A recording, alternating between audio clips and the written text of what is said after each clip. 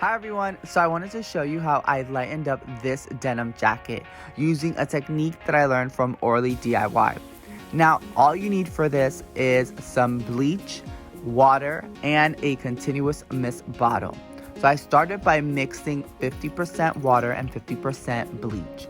Now, all you do is pour that into the bottle and then use the spray bottle to mist the mixture onto the jacket. Now, I went from left to right, making sure I was taking my time and not oversaturating the fabric.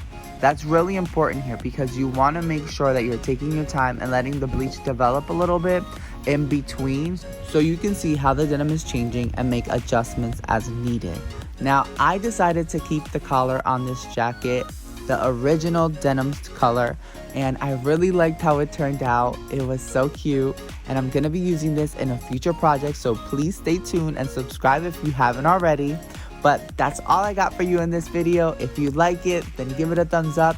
Don't forget to follow me on all my social media platforms, and I'll catch you in the next video. Bye.